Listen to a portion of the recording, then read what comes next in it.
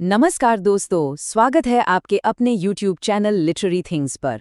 आज हम जीन रीस के मशहूर नॉवल वाइड सारगेसो सी की दुनिया में उतरने वाले हैं।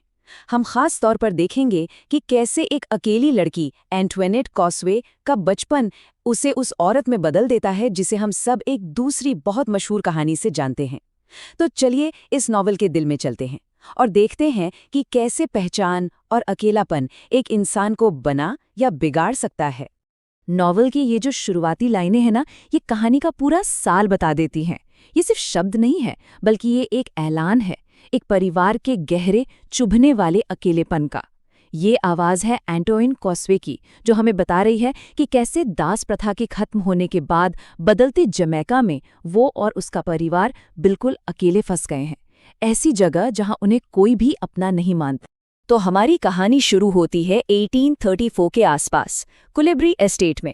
सोचिए, एक वक्त था जब ये जगह कितनी शानदार हुआ करती होगी, लेकिन अब ये बस एक जर्जर याद बनकर रह गई है, बिल्कुल उस परिवार की तरह जो उसमें रहता है। दास प्रथा अब खत्म हो चुकी है और इस नई दुनिया में एंटोइनेट, उसकी माँ एनेट और उसका बीमार भाई पियरे, इनके लिए जैसे कोई जगह ही नहीं है।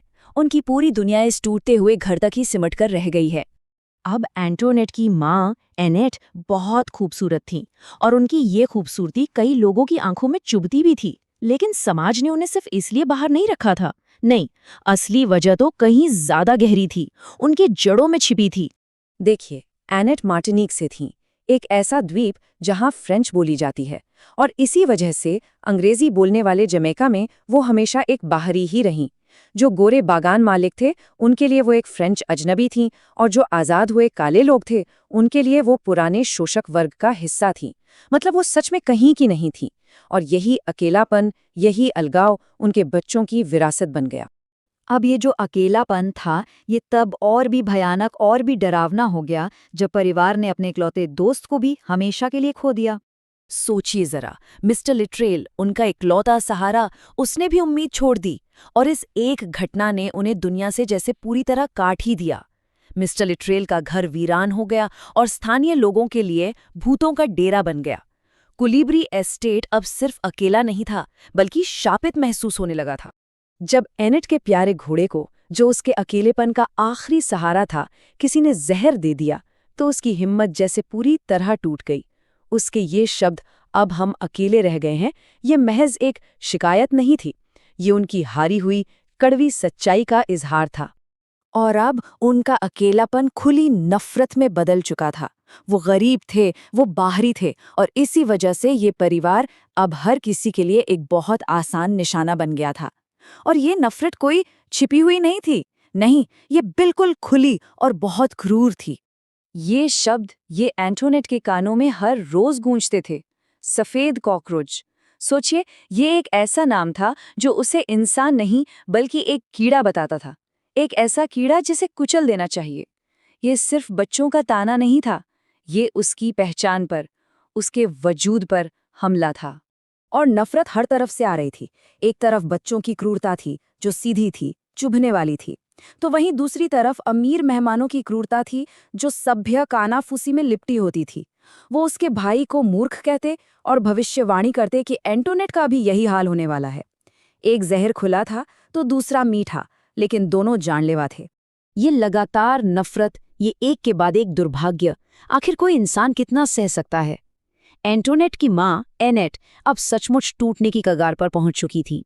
एक के बाद एक उसकी दुनिया जैसे ढहती चली गई। पहले दोस्त की मौत ने उसे बिल्कुल अकेला कर दिया, फिर उसके घोड़े की मौत ने उसकी आज़ादी छीन ली, और आखिर में डॉक्टर की खबर ने उसकी आखिरी उम्मीद भी तोड़ दी कि उसका बेटा कभी ठीक नहीं हो पाएगा। हर एक झटके ने एनेट को दुनिया से और अपनी ही बेटी से और भी दूर कर दिया। और जब माँ ने ही इस तरह ठुकरा दिया, तो छोटी एंटोनेट को सहारा मिला तो सिर्फ नौकरानी क्रिस्टोफिन की बाहों में। ये शायद उसकी जिंदगी का पहला और सबसे गहरा घाव था, खुद अपनी माँ के प्यार से महरूम हो जाना। और फिर जब लगा कि अब सारी उम्मीदें खत्म हो चुकी हैं, कहानी में एक ऐसा अप्रत्याशित मोड़ आता है जिसकी किसी ने कल्पना भी नहीं की थी।